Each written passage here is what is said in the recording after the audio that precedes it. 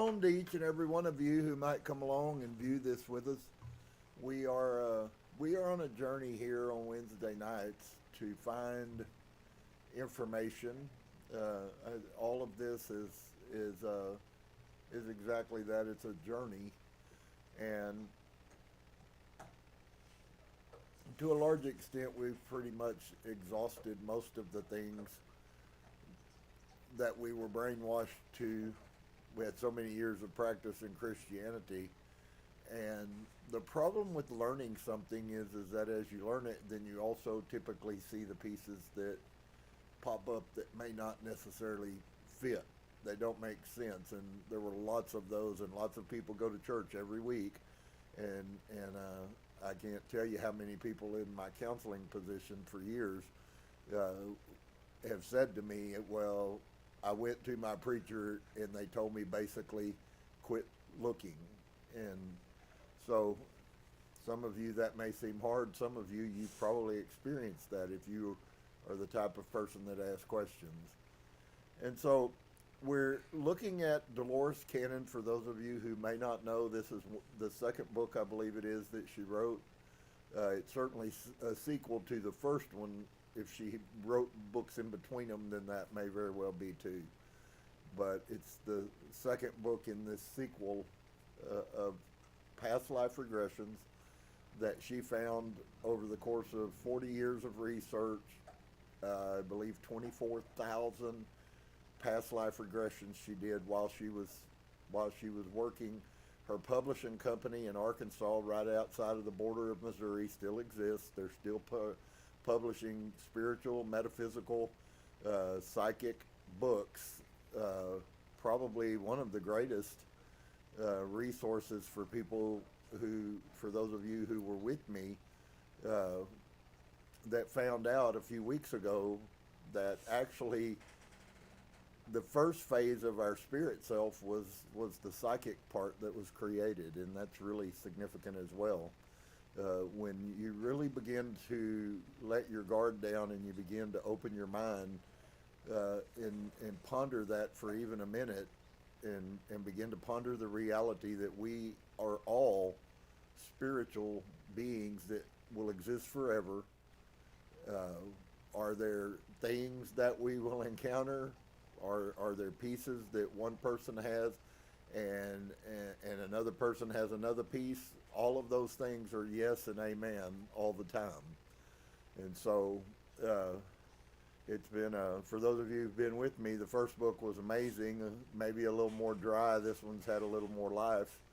And we'll just see what the future holds. Tonight there's a little more reading before we get into the next section.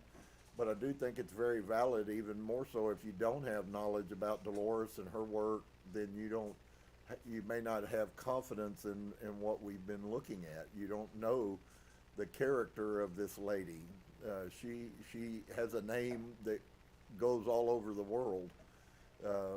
She was the premier hypnotist that started this past life regression. She explored it, she mapped it, and then she used it more than just about anybody during her lifetime, and built a large following. There are many quantum hypnotists that are working today. We've been to one, and there were some amazing things that came out. So when we left off last week, I'm sorry, let's come together and then we bow to each other, and I hope you will humbly bow as well. And we say namaste. The concept of namaste is to bow humbly to somebody, and it hopefully it allows all of us to let go of the ego and understand that we're all here, hopefully for the same purpose. Hopefully we're all searchers for truth, and we want to know, where did I come from? What am I? Have I been lied to by society? Are they still lying to society? And of course, for the most part, the answer to all those questions is the same. It's three letters. It's yes. So we're going to continue to push forward and gain truth and understanding and wisdom. As Solomon said, with all of your getting, get understanding. And it's a very important thing that we have to possess, and you don't get understanding from ignorance. So we left off in the finishing, Mary was speaking. She was on having come out, and then Dolores leaves us with a line, and then we get into some written text. So what she says is she says, I believe that this memory was a gift to me. If you'll remember that as she came to, this is the only time that she really seemed to have a recognition about what had gone on. And she says, I believe that this memory was a gift to me. And as I travel further down my path in this lifetime, that I will be able to draw on it. Remember how I said that the children, as they grew older, whether they realized it or not, would have these patterns in their life? That is what has been given to me here. Whether it stays in my conscious mind or not, it will become a part of this lifetime now. And as I need it, I will be able to use it. And so you see that she's viewing more than just some figurative thing. She sees the principles of the spirit of what the Christ in you, the hope of glory, is really all about. That he came to this earth, and contrary to Christianity, he came to this earth not to save us by the act of hanging on the cross. He came to this earth to save us by hanging his physical carnal body on that cross so that we could see that he did not die. If you miss that, you miss the whole purpose of Yeshua's ministry. That was the purpose. He could, at that point, do anything he chose to. He could go back into that body. He could have reanimated. He could have taken that body where no one would have ever seen it. He could have stayed in his spiritual enlightenment, which all of us are, as he is. John says in, I believe in Revelation, he says that as Yeshua is, so are we. So that took on such a different concept, although very few Christian teachers even know that, but that it exists in the Bible, but even more so what it even means. And so you got to find out first what he is before you understand what's being said. Christianity says we have all the answers, but they're carnal, literal answers. And none of this is carnal or literal. It's all spiritual metaphorism, and everything is a teaching lesson. That's how we learn. That's how he taught. I teach nothing except in a parable. I don't teach. So he told us that. And so she believed that this, when she came away from all of these weeks, that she went in and went into a trance and was recorded and all of that and all the things that came out of her. And at the end, I believe it was a gift from Source to allow her mentally to be able to retain. For those of you who may not understand metaphysically, we sign a spirit contract every incarnation when we come back into this earth. You come back to this earth for a purpose. It's not just we were born to our parents. And that's a really bad lie, because it locks you into that until somebody gives you the truth and you choose to awaken spiritually to it, that you aren't here by accident. Whether you're 2 days old now or whether you're 100 years old is irrelevant. When you came, you made a choice to come into this life, and you came into this life for a purpose. We live purpose-driven lives, and those purposes are for us to learn a spiritual lesson while we're here. And then we go away, and we leave our body, and we will come back and incarnate again. We've all been here many of times. And so she says, as I need it, I will be able to use it. And I think that all of these truths for us say the same thing. There will be some of you that will come to situations and you will encounter pieces of yourself from the past that bled through, and you don't know where that's coming from. Many of you have fears, phobias, anxieties, and all kinds of other things that are tied to the karma that either your family members or you yourself did in another or in multiple other lifetimes. And that's part of why this is usable. And you'll see that just I believe the metaphor picture, one of the pieces of this has to do with her head, if you remember, how bad the knowledge that she possessed hurt her. And then you see that when she encountered the light, that left. That's a metaphor for us, although it may have happened literally, and I believe it probably did. It is a metaphor for us. When your mind begins to enlighten, your pains begin to leave. And those can be mental pains, they can be physical pains, they can be broken heart pains. Every human is different as far as the pains that you carry in you every day. Some of them are pains, as I said, once again, from past lives.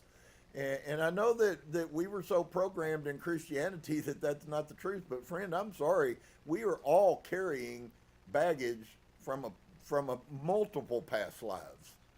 And so part of the journey through all of these multiple lives for us to find is, as we find enlightenment, and it takes many lifetimes usually to find enlightenment, and as you find it, you begin to fix those things that you may have done in another body, but that in this body you had nothing to do with, but they're still affecting you.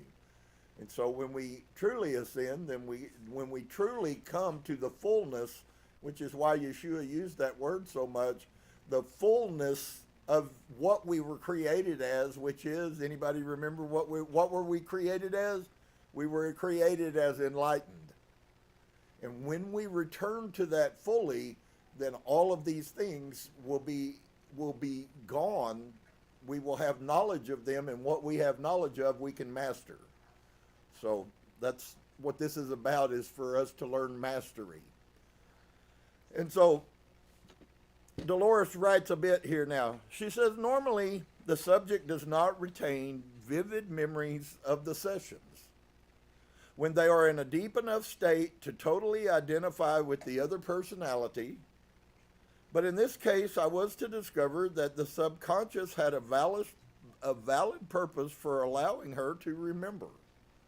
Okay, I know this is another metaphysical piece some of you may not know, but the spirits that are with us before we incarnate wipe our memory of most of the memories of our past lives. You see that bleed through more in children. That's why children are so prominent, and if you'll look, as the spirit veil between the physical and the spiritual, as that begins to fade, and it is beginning to fade, you're going to just continue to watch more and more children are going to have more and more. They won't even need quantum hypnotism because they're remembering what they did in their last lifetime. And so we're watching that already manifest in society, and have been for quite some time. And so sometimes our subconscious has a valid purpose for allowing us to remember. The memory would not impair her present life. Instead, it was to cause important changes that would greatly improve it. So if you're concerned that this is somehow the devil's magic and all of a sudden it's going to somehow screw your life up, to find out that you had issues and things in your past lives that you had to deal with, and maybe you didn't fully deal with them, is never going to hurt you, because those things inevitably, if they were bad karma in your other lives, friends, they come into this life as bad karma, or negative karma would be a better term, and you're going to fight with it the rest of your life if you don't begin to recognize these things as reality and then deal with them.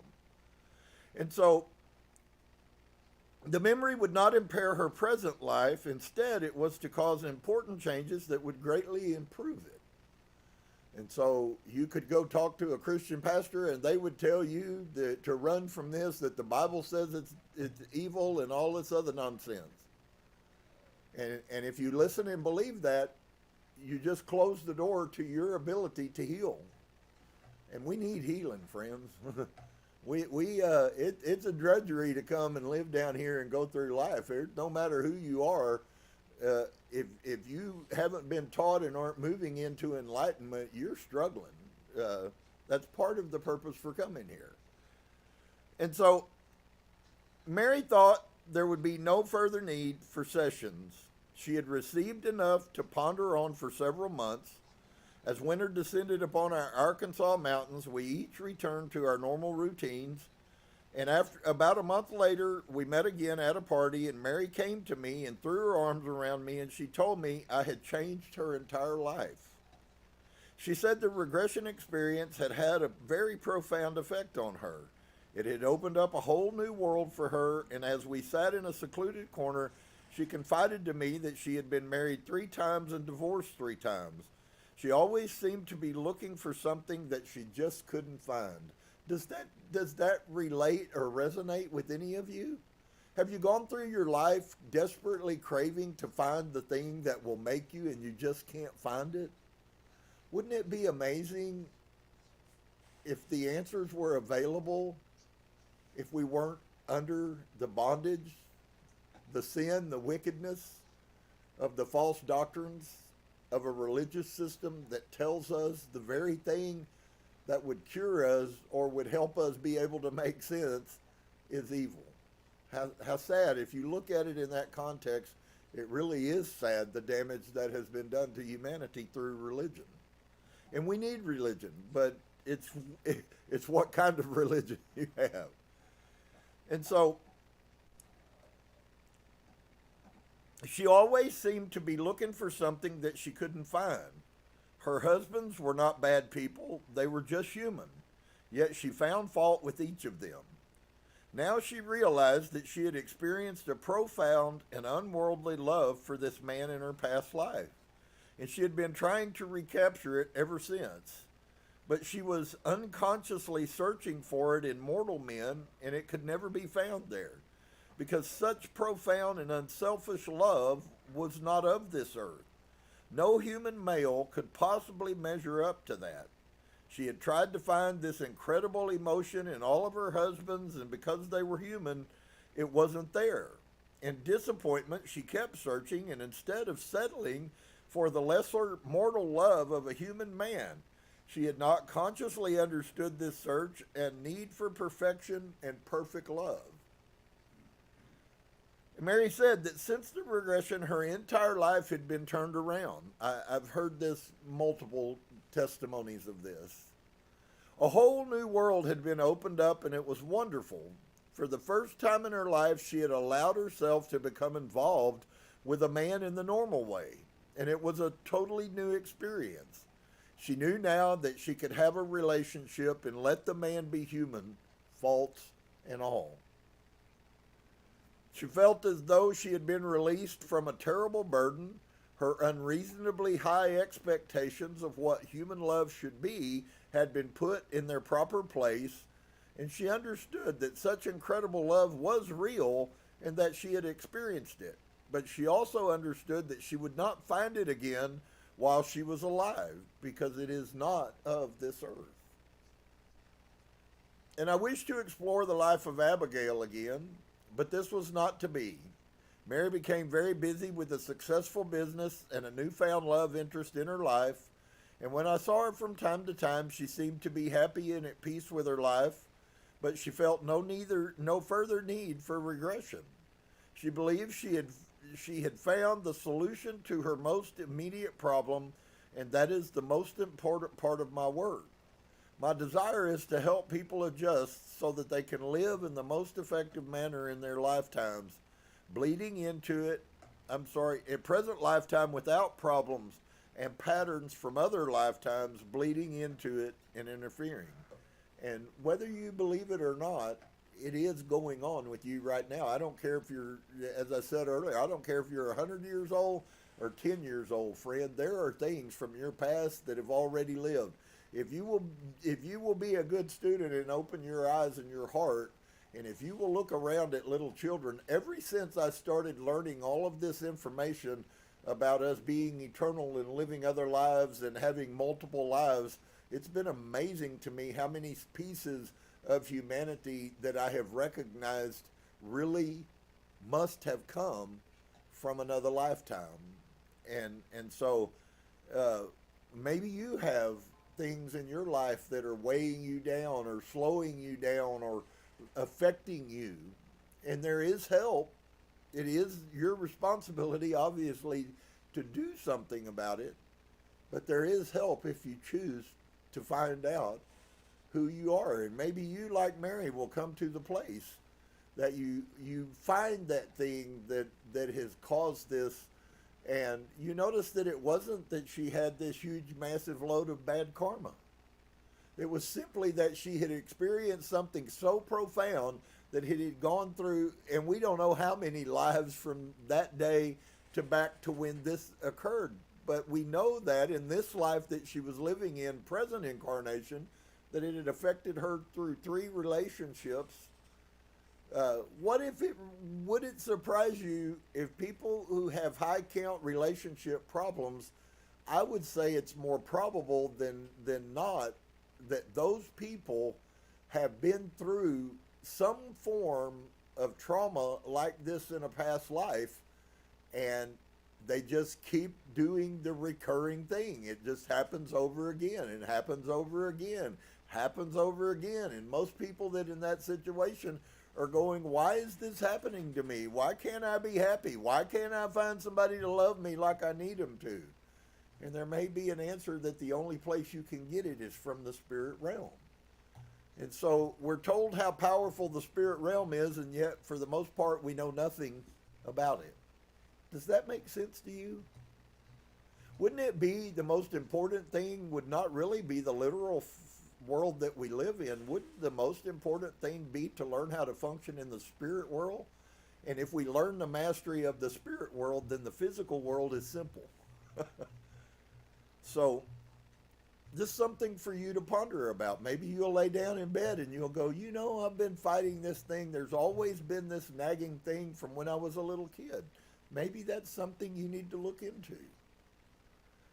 And so, Dolores says that my desire is to help people adjust so that they can live in the most effective manner in their present lifetime without problems and patterns from other lifetimes bleeding into it and interfering. And along the way, we get to learn some really cool things about who you were. And I know in my situation with my regression, some of the things that I saw in my mind as I went through that thing, some of those things I recognize thoughts and behaviors still today. I don't say that they're negative, they're just pieces that I recognize. And so she says, I was never able to find out what happened to Abigail.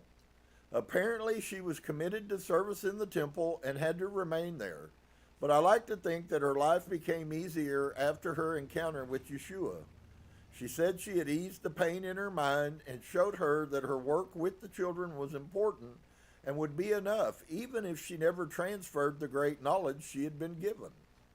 Maybe she devised increasingly clever ways to impart these teachings to the children without the knowledge of the priest. Certainly, as the children grow older, they would not have forgotten her kindness. Maybe they returned for further teaching. Maybe she found a special student. Whatever became of her in that lifetime, I feel Abigail's life was blessed by this encounter. I feel my life was also blessed by her allowing me to relive it with her.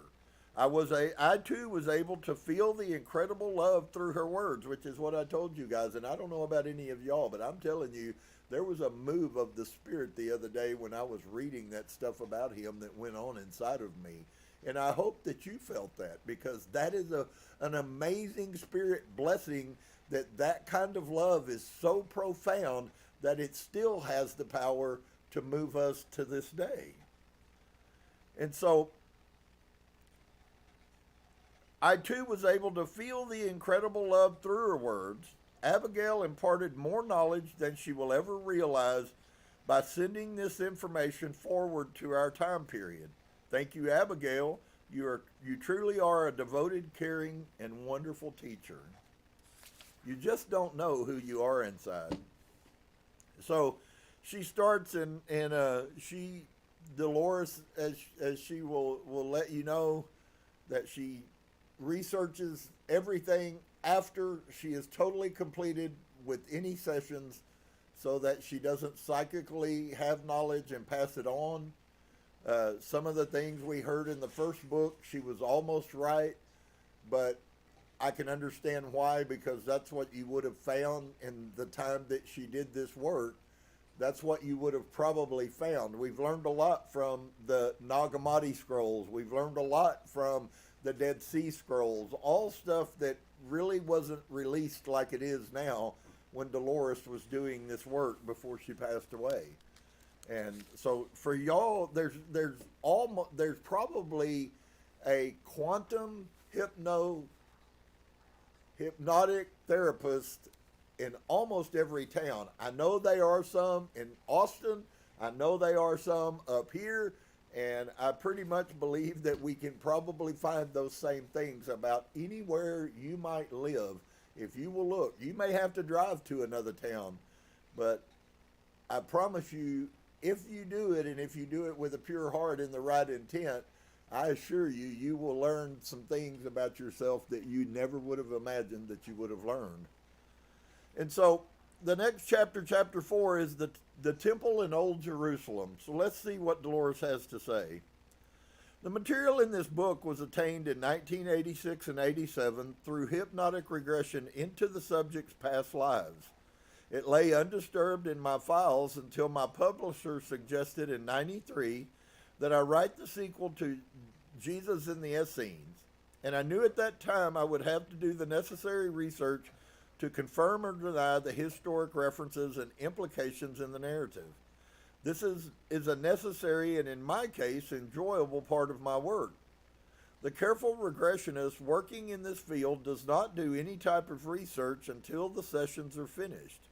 It has been suggested that if the hypnotist and the subject have any knowledge of the historical period or the material, it could possibly be transmitted unconsciously by ESP or extrasensory perception, which I consider an important phenomena in itself, if it could be proven.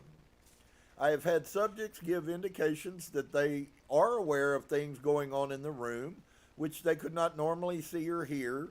They often answer a question before I've asked it, as though they were picking it up from my mind.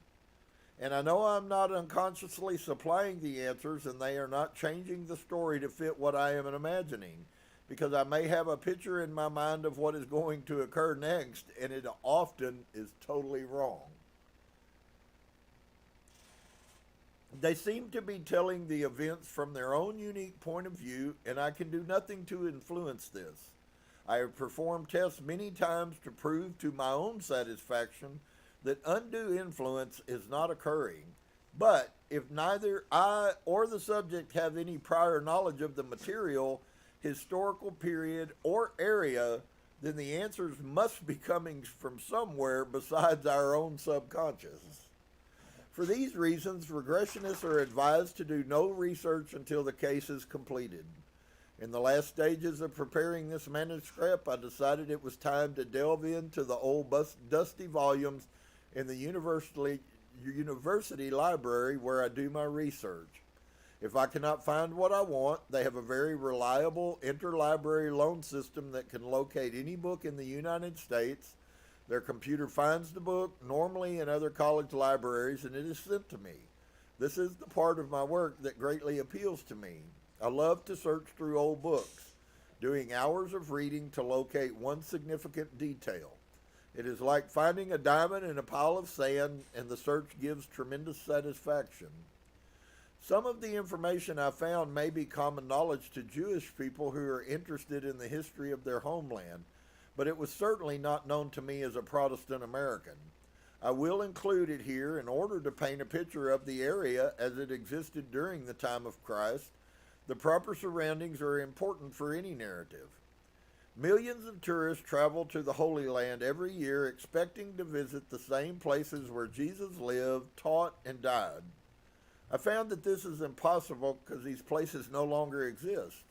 Even those hoping to walk the same earth that Jesus walked will find it to be impossible because the very terrain has changed so much. Today, Jerusalem is a sacred city for three of the most important religions of the world, the Jewish, Christian, and Muslim. For the first two, it is recognized as the holy city, and for the third, second only to Mecca and Medina, probably for this reason more than any other, Jerusalem has maintained its continued existence, and for this reason, it can never die so long as humankind continues to have any religious belief at all. For this book, I was concentrating on finding details about the old Temple of Jerusalem and about Jerusalem itself. I wanted to see if Abigail's description of the temple could be verified. What I discovered amazed me. It is known that many ancient cities have disappeared and all traces of them have been buried by the sands of time. These are often found through diligent research and uncovered bit by bit by the archaeologist's shovel. However, I have always assumed that if a city has remained in the same location for thousands of years, that remnants of the old civilization would be preserved. And I have seen ruins in England dating back many centuries. Rome still has ruins of the Colosseum and other ancient structures. Thus, I thought the same thing would be true of Jerusalem. It has been the center of so much religious attention down through the ages, and I assumed that some of these ancient sites would be preserved. I found that this is not true. Amazingly, I discovered that absolutely nothing from the time of Christ has survived. No sites were walled off and kept for posterity because at the time the events were occurring there was no hint of the importance and influence that they would have on the world centuries later. It may come as a shock to find that the majority of the sites shown to devout pilgrims have no foundation in fact. The Christian churches in Israel were built on supposed sites of his birth and death and so on, and are presumed to be the correct places, but are not necessarily authentic.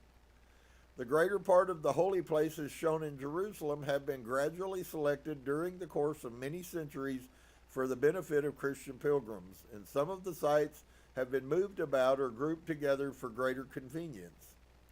Over 3,000 years, the Jerusalem area was conquered and occupied by many different civilizations and cultures. The city has passed through a constant series of alteration, demolition, and reconstruction.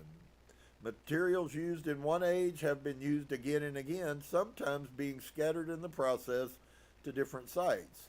Works which may have served one purpose have been altered and reconstructed so as to show hardly any trace of their original use. The area of the Holy Land and the sacred spots have changed so much that few locations can be identified with certainty. Even the exact spot of the old biblical city of Bethlehem has not been ascertained. It was without doubt a smaller city than that of today. Scholars are now saying that even though the population swelled during the census, there were probably no more than 15 boy babies born there during this crucial time. This made it easier for Herod to keep track of them, and the consensus is that there was probably not the massive slaughters of babies that is depicted in the movies. The present city of Jerusalem is built largely to the northwest of the ancient city. Nevertheless, it is possible to recover a fairly accurate picture of the city of Jesus' time. From the Mount of Olives, one could look directly across the Kedron Valley at the Holy City. In the time of Christ, Jerusalem sat high on a hill, and the Temple Mount was surrounded on three sides by massive walls.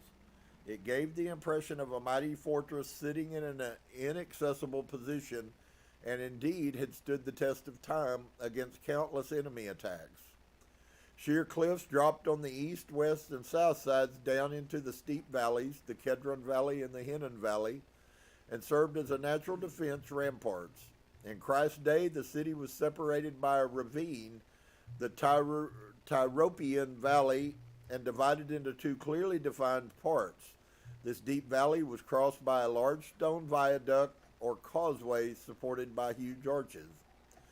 Jerusalem has been destroyed and rebuilt so repeatedly that city overlies city.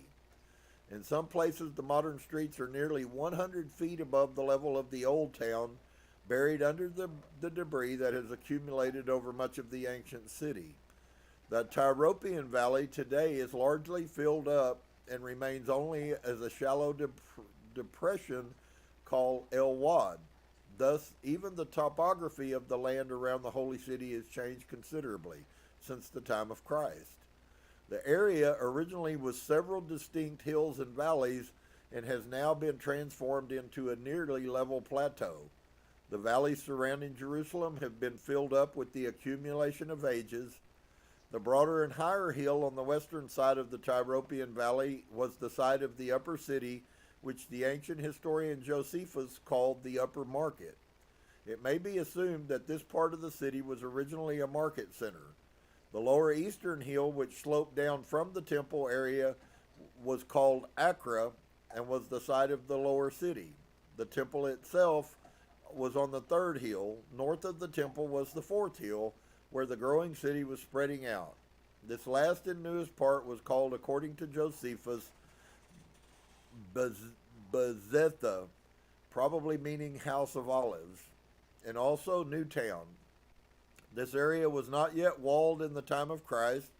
Jerusalem at that time was much more a hill city than it is today, and the houses were built on the steep slopes. The narrow streets frequently took the form of steps and were therefore impassable for carts and riders. The Jews liked to consider Jerusalem as the center of the world, and it could indeed be called the hub of the ancient world. The many different nationalities of Palestine and the great influx of foreigners to Jerusalem caused a great variety of human types to be seen and a variety of tongues to be heard in her streets. Greek, Hebrew, Aramaic were the main languages. Many of the nationalities had their own quarter in Jerusalem, and especially their own synagogues and temples. Some of the tremendous walls that surrounded the Temple Mount originally were alone sheer precipices that dropped up to 300 feet to the valley floor below. Excavation seems to confirm Josephus' claim that in the days of King Solomon, the tremendous western wall was exposed to view throughout its whole height, measuring 84 feet from the bedrock to the level of the pavement on the outer court. And above this, the cloistered wall rose high above the court. The description was thought for years to be an exaggeration by Josephus. Another wondrously constructed stone bridge once spanned the deep ravine of the Kidron Valley on the eastern side of the temple and united that section to the Mount of Olives. This was described as a causeway constructed of arches standing upon arches, the upper arches springing from the crowns of the lower ones, and in those times there were enormous substructures which were built to obtain a level surface between the irregular natural hills. On the far side, the Mount of Olives, there was formerly a twisting stairway leading down into the valley, and then up steeply to the east gate of the temple area. There was a spacious promenade or terrace 50 feet broad in front of the Golden Gate entrance in ancient times. Jesus is said to have entered Jerusalem by this direction from the Mount of Olives on Palm Sunday. Terrace gardens also beautified the slopes from the Kidron bed up to the high terrace by the temple wall. Josephus tells us that in the time of Jesus, Jerusalem was completely honeycombed with underground galleries and subterranean passages, used not so much for drainage or burial as for purposes of war.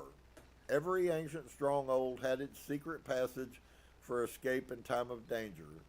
When the Romans invaded and destroyed Jerusalem in 70 AD, they found that so many fugitives had taken refuge in the subterranean chambers that it was necessary to burrow underground in search of the enemy. 100 fights took place in the very bowels of the enemy. 100 fights in the very bowels of the earth. There were so many dead bodies in these tunnels that a poisonous stench came up from every trap and vent, and the air of the city was unfit to breathe.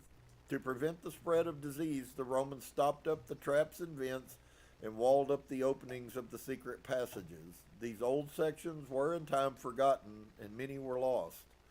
There have been several temples located on the Temple Mount. In our time, the Dome of the Rock, a Muslim holy place, mosque, sits on the site of the former temples.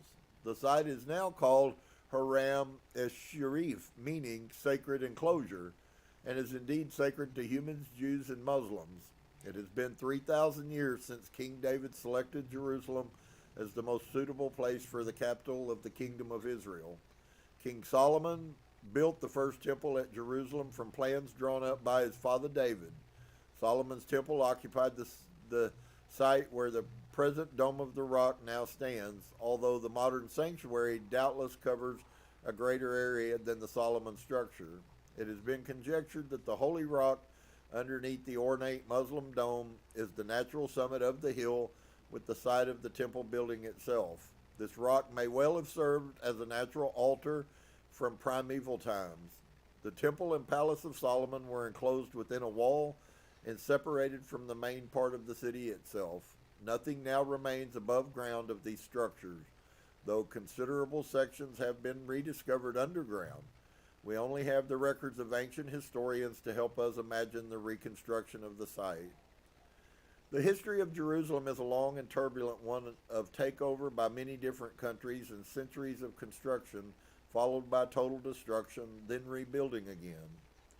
More thorough excavation is required to have sufficient data on the validity of any existing theory and formulate an accurate reconstruction of the ground plan of the Jewish temple. Such data does exist, but at present it lies buried underneath the vast accumulation of rubbish, the degree of many centuries, and sits beneath streets and houses, so it cannot be easily excavated. Subsequent rebuildings have caused great destruction in the areas of the ancient city that have so far been excavated. The rabbis have a tradition that the original copy of the law is buried within the sacred enclosure of the Haram, or the area surrounding the Dome of the Rock. And it is commonly believed that the Ark of the Covenant, which suddenly disappeared and was never seen after the destruction of Solomon's temple by the king of Babylon, was concealed and still lies hidden in some cavern underneath the temple hill. Somewhere within the walls of the holy city there is the royal sepulchre of the kings of Judah as reported in the Bible. In that royal vault rests the dust of David, and round about him on either side would be Solomon and the successive princes of the house of David who were buried in the same sepulchre. Archaeologists believe that when the royal tombs are found, they will be a complex of chambers and not a series of individual chambers. Historians claim that King Herod the Great knew where the burial chamber was and removed some of the treasures buried with the kings. He wanted to conduct a more diligent search, but 2 of his guards were slain by a mysterious flame that burst out from the sepulchre. This frightened Herod, and he abandoned the tombs. They supposedly were never bothered again, and their location has disappeared. Jerusalem was captured by King Nebuchadnezzar of Babylon in 598 BC, and again after a rebellion in 587 BC. On the latter occasion in particular, the city suffered terrible devastation. The Babylonians completely destroyed the city of Jerusalem, the temple and the walls were broken down, and the inhabitants were exiled. No major reconstruction was done until after 538 BC, when Jewish exiles were allowed to return from Babylon after 50 years in captivity. At that time, the city of Jerusalem was slowly and painfully rebuilt. Nehemiah authorized the rebuilding of the walls and the temple on the same site as the Temple of Solomon, but on a smaller and poorer scale. This temple stood for about 5 centuries, but some of the masonry suffered from decay and neglect. These accounts of this temple were recorded in the Old Testament. The Romans entered the picture many centuries later when the Hasmonean ruler's son, Hyrcanus and Aristobulus, quarreled over the throne. And you guys remember we went through the Maccabees and all the stuff that went on with them. Eventually, Rome made Herod the king of Judea, a position he occupied from 40 to 4 BC. Herod the Great was an enthusiastic builder, and it was under his rule that the city of Jerusalem attained the appearance it had at the beginning of the Christian era. Jerusalem was turned into a far stronger city than it had been in the time of David. Herod was very unpopular amongst his Jewish subjects. As he grew older, he sought to put himself into favor with the people. He was a man of considerable taste in the art of masonry, and knowing the deep veneration the Jews had for their national sanctuary, he conceived the idea of rectifying some of the bad feelings and rendering himself popular by rebuilding the temple. It also provided work for a very large number of men and reduced the threat of revolution. The king's offer to rebuild was at first received with doubt and suspicion, but Herod fulfilled his promise. Yes, this was the same Herod who forever secured his evil reputation by killing babies in his search for the infant Jesus. He repaired the walls and built the three powerful towers into the old city wall. Adjoining the three towers was the palace of Herod. When Judea was later ruled by the Roman procurators, this huge building became their residence and seat of government while they were in Jerusalem. At the northwest corner of the temple area, he built an elegant fortress for the soldiers called Antonia, named after Mark Antony, which was connected with the temple porticos by two stairways or bridges, so they could have access to the temple area. Immediately, if there was trouble from the fortress vantage point, a constant watch could be kept over the city, the suburbs, and the sanctuary. Herod's most important architectural enterprise was the rebuilding of the temple itself. Although he claimed to be doing the work as a public benefactor, it was probably actually prompted by vanity. The work began in 20 to 19 BC, and the rebuilding of the sanctuary itself was completed in a year and a half. The main part of the new building was finished in about 8 years, but the work of embellishment and the erection of the outer courts was continued throughout the whole period of Christ's life.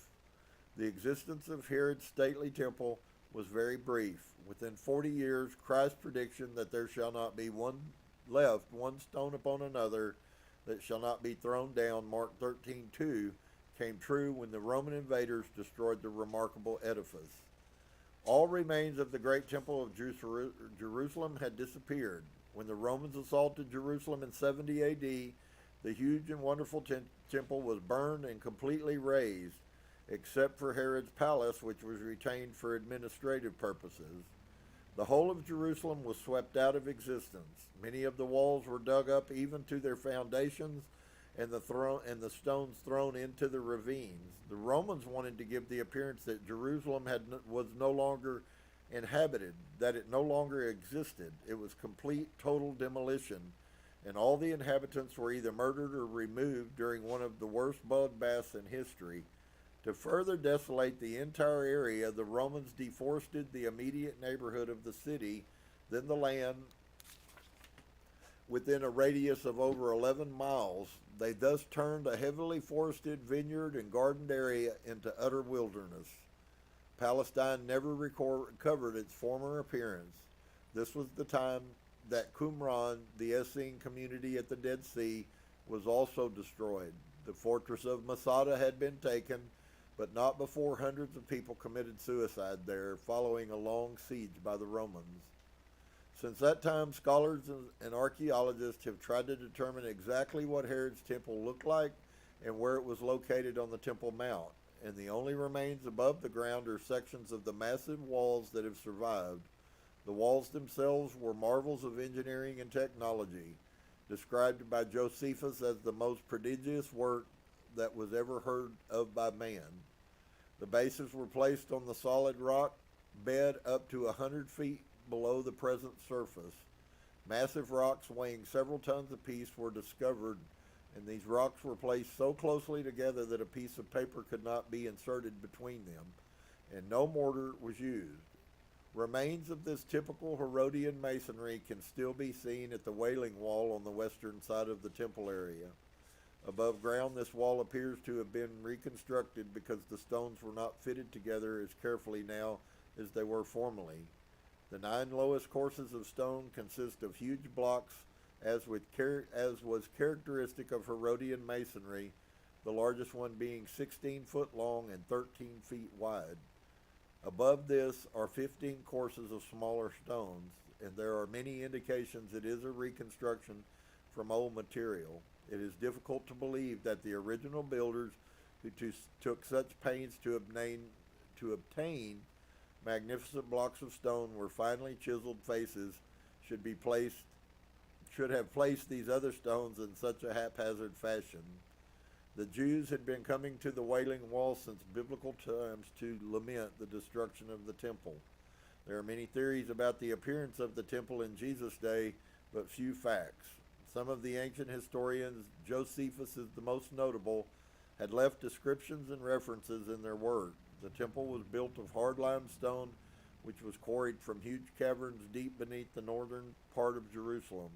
This type of rock could be polished to a high sheen to give the resemblance of marble. The temple area was blessed with an inexhaustible water supply which came from a natural spring.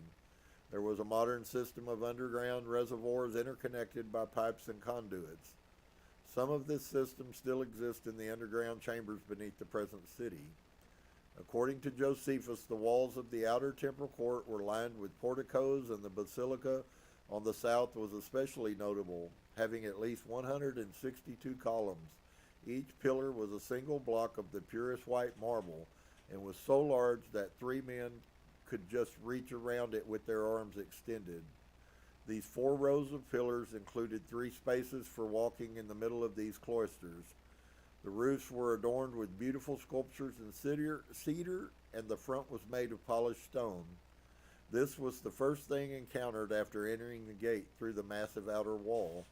From there, the open court was paved with all manner of stones, and there seemed to be no special reason for this large pillared basilica, unless it was designed to protect large crowds of people against sun and rain, or to attract trade. There was a lot of business conducted on the Temple Mount, connected with the selling of animals and birds for sacrifice and money changers. Beyond the basilica was a large outer court, commonly known as the Court of the Gentiles, although in the ancient Temple of Solomon, only Jews were admitted within the walls. Herod felt that he must appropriate some part of the sanctuary for the use of strangers of all nations. This was because there was many Egyptians, Greeks, Romans, and members of other nations resident in Jerusalem. Thus a large outer court was constructed, open to all who wished to walk and converse in this cloister, which was therefore called the Court of the Gentiles. Adjoining this was the Court of the Israelites, into which no Gentile was permitted to enter on any pretense whatever. Josephus states that these 2 courts were separated by a low wall or balustrade about 4.5 feet high, with 13 entrances or openings. On the top of this partition, small square stone pillars were placed at intervals, each bearing an inscription in Greek that no stranger should pass the wall, and threaten death to any transgressors. And then there's some pictures here. I think we'll let off right there. So we'll finish up a little bit next week, and then we'll be into chapter 5, and we're going to encounter a member of Yeshua's family. And so I think you'll once again be blessed with that. I hope that you don't take these things. I know it's a little wordy, and all of those things, but one of the statements that has been made, and it was very strong in the leaders of this country in the past, and maybe some of you have heard the cliche statement before, that those who forget the past are doomed to repeat it. My friend, those who forget the past, there is no doubt they will repeat it. If you don't see that morality is being diminished in our society at this point, just as it has in past times. Why? Because we forgot it. It's not important in school to teach history anymore. Of course, really some would say it's not important to teach anything except everything that makes no difference. So unfortunately, we are living that cliche a little bit to the past. I hope that we aren't doomed, and I hope we don't repeat it.